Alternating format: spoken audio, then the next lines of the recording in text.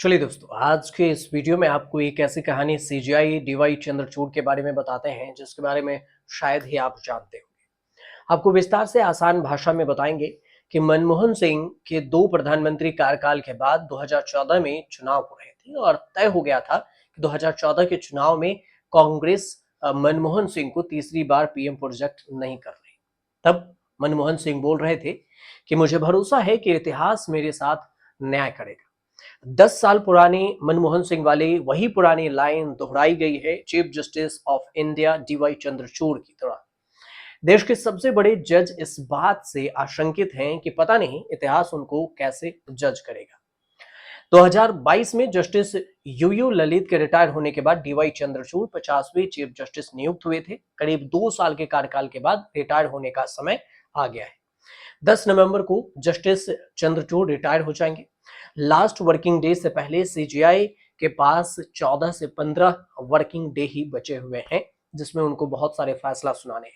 Retirement से ठीक एक महीना पहले जस्टिस चंद्रचूड़ ने मन में ये जो बात थी वो मन की बात पब्लिक फोरम पर कही है। भूटान में जेएसडब्ल्यू लॉ स्कूल में दीक्षांत समारोह में भाषण देते हुए कहा कि इस बारे में सोच रहा हूं कि इतिहास मेरे कार्यकाल का कैसे मूल्यांकन करेगा। मेरा कार्यकाल समाप्त होने वाला है, इसलिए मेरा मन भविष्य और अतीत के बारे में आशंकाओं से बहुत अधिक घिरा हुआ है। जस्टिस चंद्रचूड़ ने यह भी कहा कि ज्यादातर सवालों के जवाब मेरे नियंत्रण से बाहर है। शायद मैं इसमें से कोई सवालों के जवाब कभी नहीं पा सकूंगा। हालांकि मैं जानता हूं कि पिछले 2 सालों में मैं हर सुबह इस प्रतिबद्धता के साथ जागता हूं कि मैं अपना काम पूरी तरह से करूंगा। इस संतुष्टि के साथ सोता हूं कि मैंने अपने देश की पूरी लगन से सेवा की है। जस्टिस चंद्रचूड़ और मनमोहन सिंह की बातों में फर्क बस इतना है कि मनमोहन सिंह ने भरोसा जताया था कि इतिहास उनके साथ न्याय करेगा। जस्टिस चंद्रचूड़ ने सिर्फ सवाल पूछा है कि इतिहास मेरे कार्यकाल का कैसे मूल्यांकन करेगा। मनमोहन सिंह के मन में आशंका ये इसलिए रही होगी कि उनकी जितनी तारीफ सुनी उससे ज्यादा आलोचना सही। कमजोर पीएम मौन मोहन सिंह कहां तक जाने लगा। जस्टिस चंद्रचूड़ की इमेज ऐसे चीफ जस्टिस की बनी जिन्होंने देश ने न्याय सिस्टम को बदलने के लिए काफी कुछ किया। सुप्रीम कोर्ट के कई फैसले पलटे। उनके लिए कहा जाता है कि जज who is not afraid to dissent, उन्हें कमजोर जज कतई नहीं पुकारा गया। ऐसे जज के तौर पर जाने गए जिनके कारण मोदी जैसे मजबूत सरकार की कई मामलों में असहज भी हो गई मोदी सरकार। चीफ जस्टिस रहते हुए कोई राजनीतिक विवाद नहीं हुआ, लेकिन रिटायरमेंट होते होते बड़ा राजनीतिक भयंकर विवाद हो गया है। सितंबर में गणपति पूजा के मौके पर जस्टिस चंद्रचूड़ के बुलाने पर प्रधानमंत्री मोदी घर पहुंचे थे। गणपति की पूजा आरती की। राजनीतिक लोगों के साथ साथ कानून के बड़े जानकारों के चीफ जस्टिस चंद्रचूड़ के निष्पक्षता पर सवाल उठा दिया। अब सेपरेशन ऑफ पावर के खत्म हो जाने से लेकर मोदी चंद्रचूड़ की मिलीभगत, केंद्र सरकार के पक्ष में चंद्रचूड़ के जजमेंट देने तक का आरोप लग गए। चीफ जस्टिस के रहते हुए सुप्रीम कोर्ट और सरकार के बीच टकराव का एक दौर रहा है। सुप्रीम कोर्ट से कहीं ज्यादा सरकार इस टकराव से असहज हुई कि कहा जाता है कि 2023 में किरेन रिजिजू को कानून मंत्री पद से हटाया इसलिए गया कि सुप्रीम कोर्ट से टकराव चरम पर पहुंच गया था। रिजिजू सुप्रीम कोर्ट के अथॉरिटी पर सवाल उठा रहे थे। इसके बाद देखें तो ईडी, सीबीआई, चुनाव आयोग, यहां तक कि कोर्ट्स पर भी मोदी सरकार बीजेपी के इशारे पर काम करने के आरोप लगे।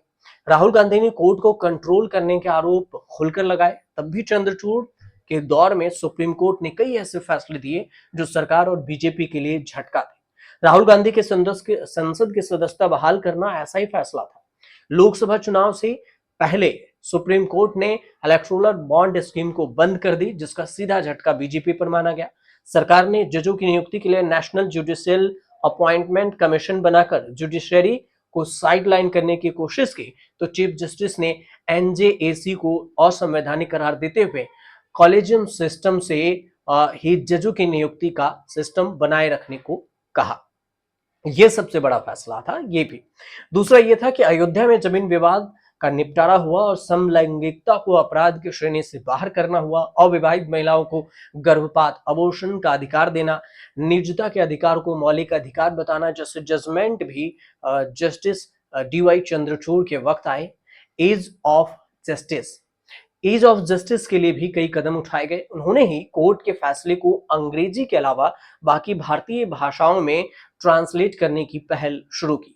ये कुछ ऐसी पहल हैं जिसकी तारीफ प्रधानमंत्री मोदी ने लाल किले के प्राचीर से भी की थी। अगले 14 से 15 वर्किंग डे में चीफ जस्टिस की बेंच कई पेंडिंग केस पर जजमेंट दे सकती है। कई केस ऐसे हैं जिस पर जजमेंट का राजनीतिक असर भी हो सकता है। अलीगढ़ मुस्लिम यूनिवर्सिटी यानी कि एमयू को अल्पसंख्यक दर्जा मिला हुआ है या नहीं, प्रोसेस शुरू होने के बाद भर्ती नियमों में संशोधन हो सकता है या नहीं, असम एनआरसी वैध है या नहीं, केंद्र के पास प्राइवेट प्रॉपर्टी को अधिकृत करने और वेल्थ रीडिस्ट्रीब्यूशन के पावर है या नहीं, ये सारे फैसले हैं। अभी ये साफ नहीं है कि रिटायरमेंट होने के बाद चंद्रचूड़ क्या करेंगे। रंजन गोगोई, जस्टिस नजीर समेत कई जज रिटायर होते ही राजनीति में आ गए, संसद सदस्यता लिए, राज्यपाल जैसे बड़े पद सरकार ने दिए, किसी ने बीजेपी ज्वाइन कर ली। चंद्रचूड़ ने रिटायर होने वाले जजेस के लिए कोई भी सुप्रीम नियम नहीं बनाया, लेकिन वो इस राय के रहे हैं कि जजमेंट में या फिर कोई भी जजेस रिटायर्ड होते ही पॉलिटिक्स ज्वाइन ना करे तो अच्छा है। अब देखना ये होगा कि चंद्रचूड़ रिटायर होने के बाद क्या कुछ करते हैं, उनका अगला स्टेप क्या कुछ होता है। फिलहाल आपको ये जानकारी अच्छी लगी हो चंद्रचूड़ के बारे में तो चैनल को सब्सक्राइब जरूर कीजिएगा और वीडियो को शेयर जरूर कर दीजिएगा।